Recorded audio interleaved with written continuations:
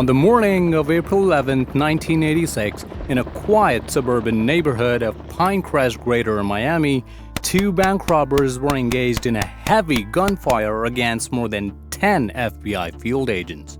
More FBI cars, along with multiple police officers, were rushing toward the neighborhood to provide additional backup.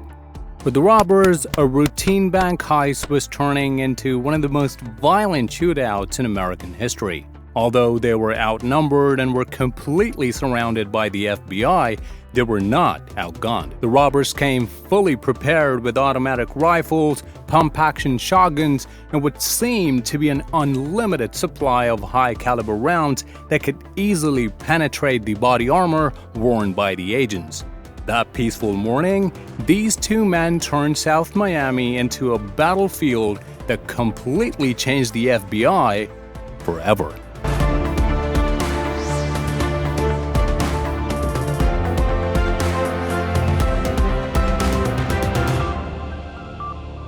On November 8, 1985, two men named Michael Lee Platt and William Russell Maddox in military tactical clothing, armed with semi-automatic weapons, arrived at a Florida National Bank branch near South Dixie Highway in Miami and waited in their car.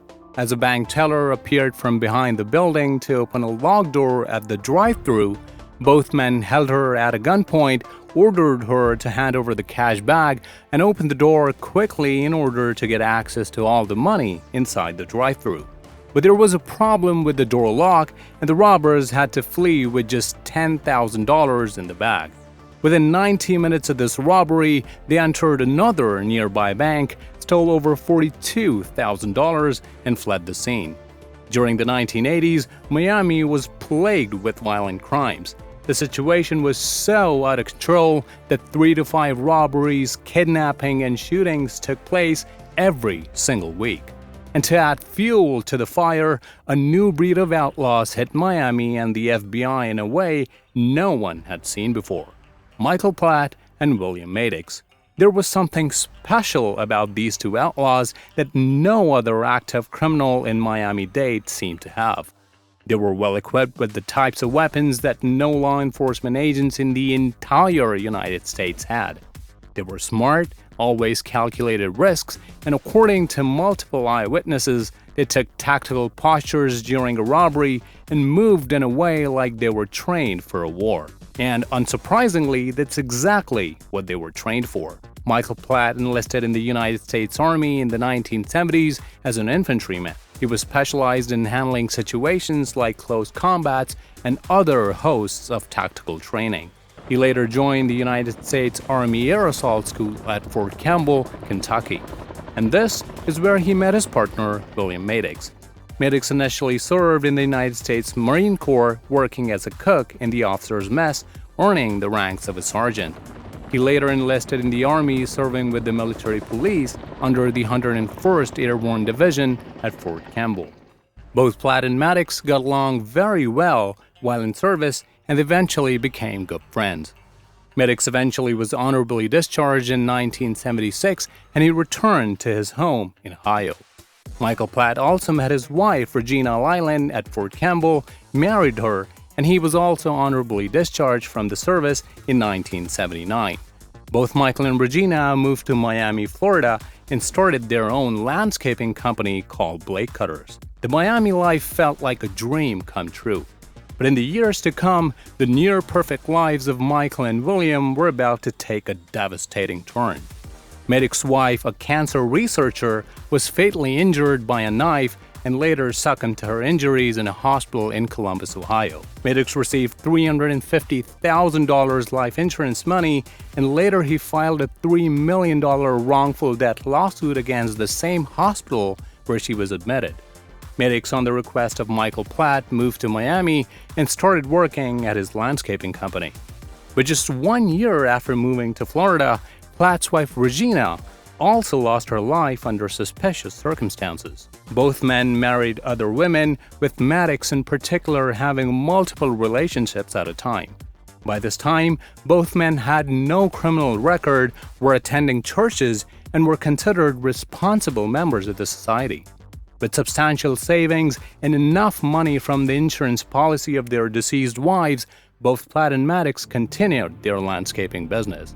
But there was a problem. They were losing their money rapidly because of their failing business. Moreover, both Platt and Maddox with their wives moved to a luxury housing development in the suburbs of South Miami. And maintaining a stable life in such a place with a family was becoming increasingly difficult. Michael and William in their own minds were men of honor. Fueled by their military ego and tactical training, they were not ready to let their lives drown by the high tides of Miami. And given their military background, they were the perfect candidate who were about to commit the crimes that haunt the American law enforcement forever. On a peaceful morning of October 9, 1985, Platt and Maddox arrived in a gold Chevy Monte Carlo outside of a steak and ale restaurant in Southwest 97th Avenue. Both pulled out their weapons aimed at a courier and stole $2,800. However, the driver of the armored truck sensed the situation and sped away before the robbers got access to almost $500,000 inside the truck. On October 16th, they shot another armored truck courier in an attempt to steal the money, but failed as the truck peeled away from the scene. Then on November 8th, they managed to steal over $52,000 from Florida National Bank and Professional Savings Bank, both located on South Dixie Highway. By this time, they had enough experience and knew the best possible time to attack. The FBI, already burdened under the increasing violence in Miami, were finding it very difficult to identify the two men because they always wore tactical clothing with balaclavas on their face. Moreover, they understood the fact that these two men were not like any other everyday crook in Miami and were highly dangerous. Therefore, the FBI's Miami office formed a new division called the C1 Division solely for the purpose of combating armed bank robberies, more often than not committed by Platt and Maddox. That's how powerful they were, a dedicated division to find and capture these two robbers. But as the FBI was underway to form the C1, Platt and Maddox struck Miami with another deadly force. On January 10th, both men opened fire on another armored truck, stole $54,000, and fled the scene. Then in March 1986, they struck the same bank, stole almost $8,300, and this time fled in a black Monte Carlo. By this time, the FBI's patience had reached the breaking point. They had to find who these men were and had to take them down once and for all. The FBI started their investigation with all the bank couriers who were shot and injured by Platt and Maddox. And in every encounter, there was a common theme. Two men, a Monte Carlo, and the robberies always took place on Fridays. They also figured almost all robberies took place near South Dixie Highway or US Route 1 in the southern Miami metropolitan area. Now, the FBI was on the lookout for the Chevrolet Monte Carlo used in every heist. And fortunately, they got a lead when a bank customer became an eyewitness of a robbery taking place out of his bank branch. The robbers, after stealing money, fled the scene, but the brave customer followed them until they parked the Monte Carlo at a parking lot and left in a white pickup truck. He immediately informed the authorities, and now the FBI had the car in their hands. They ran its license plate, and it came back registered to a man named Aureliano Brielle. Upon investigation, the FBI realized Brielle's son went missing with their family's car, the gold Chevy Monte Carlo. The FBI concluded that the robbers must have stolen the car from Brielle's son to commit the crimes. Within a few days, the FBI had another breakthrough. A report of a stolen black Monte Carlo came into FBI's office when two men shot a man named Jose Collazo at a shooting range in the Everglades. Collazo was shot in the head, back, and arms, but he still survived, walked 3 miles to get the treatment, and report the crime. Now, the C1 Division had a confirmed target on their radar. Two highly dangerous men in tactical uniform unleashing havoc in a black Monte Carlo. And the FBI made a plan to intercept the gang on coming Friday with an assumption they would attempt another violent robbery near the South Dixie Highway. April 11, 1986, 8:45 a.m. Special Agent Gordon McNeil assembled all the agents of the C1 Division at a Home Depot parking lot to initiate a rolling stakeout in search of Colazzo's Black Monte Carlo. Of the 14 agents, 8 of them were in 5 unmarked cars, with the remaining as a backup. Of all the agents, only 2 had a Remington 870 shotgun logged in the trunk of their cars. Rest of the agents were armed with either a 9mm semi-automatic or a .38 Special. And this is what they were against: a 223 Remington fired from a Ruger Mini 14, a pump-action shotgun, and multiple boxes of endless ammunition. At around 9 a.m., Agent Benjamin Grogan and Agent Jerry Doe were staking out a bank near a shopping center. And this is when they spotted the Black Monte Carlo and started following it. 2 more unmarked cars joined them moments later, and an attempt was made to conduct a traffic stop. After turning on 82nd Avenue, Agent Grogan pulled alongside the Monte Carlo and ordered the 2 men to stop the car. The robbers ignored his instruction, and in order to escape, they slammed the Monte Carlo in Grogan's car. Grogan, after getting hit, sped up ahead in order to block the Monte Carlo from the front. Hanlon's car, that was just a few feet behind following the Monte Carlo, slammed the car from behind, causing the robber's car to lose control and spin 180 degrees.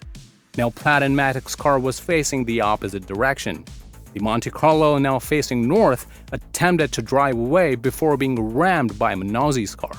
This sent the Monte Carlo face first into a small parking area in front of a house, pinning the car between an Oldsmobile on one side and Minozzi's car on the other. But now the FBI agents found themselves in a very dangerous situation.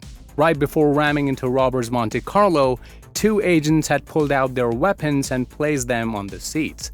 As the collisions occurred, Minozzi's revolver went flying out the door. Hanlon also lost his .357 Magnum that went missing as the 2 cars collided.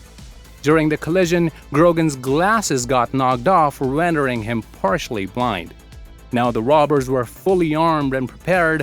While 2 agents had already lost their weapons, 1 was basically blind, and 2 had subpar body armor. Due to the intense collisions, the agents were disoriented, but the military-trained Maddox and Platt were calm like still water. They gauged enemy positions in advance. They had a mental model of how to defend, attack, and defeat the forces, while the agents were still getting back to their senses. After analyzing the already weak position of the FBI, Maddox got out and opened fire on the FBI with his Ruger Mini 14. Immediately following his attack, Platt chose his targets, Agent Grogan and Jerry Doe. An intense gunfight erupted immediately from all directions. The agents were slow, manually loading their revolvers, and were taking continuous hits by the semi-automatic weapons of Platt and Maddox. With no way to escape, they unleashed all their firepower on the FBI agents, fatally injuring 2 and critically wounding the rest of the agents. These were the deadliest 5 minutes ever recorded in American law enforcement history. Maddox was hit multiple times, but he still fought the FBI till his last breath. Platt was hit several times as well, but was able to severely injure the agents. At last, Platt and Maddox were neutralized, but the scars they left behind for the FBI were unimaginable. 2 agents were gone, and rest were critically injured, few airlifted by helicopters, and others rushed to the emergency in ambulances. When the dust finally settled, and when an internal investigation was opened for that fateful day in Miami, it was a wake-up call for not just the FBI, but for the entire law enforcement in the whole country. They soon realized massive flaws in how the agents were trained for high-stake arrests. While Platt and Maddox were trained for a war, the FBI was only trained for a felony stop. Moreover, the weapons and accessories used by the FBI were so weak that they were no match for the high-caliber, high-rate-of-fire weapons of Platt and Maddox. Most of the FBI's slow and cumbersome revolvers that barely made any dent in a war-zone-like situation were immediately phased out. The body armors were upgraded to handle high-caliber rounds. A new and advanced 10mm was developed called the 10mm Light or the 10mm FBI that had superior stopping power to instantly neutralize the threat. The training for the FBI agents became more tactical and advanced to handle situations just like the Miami shootout. Even to this day, every FBI agent has to study the case of the 1986 event as part of their standard training.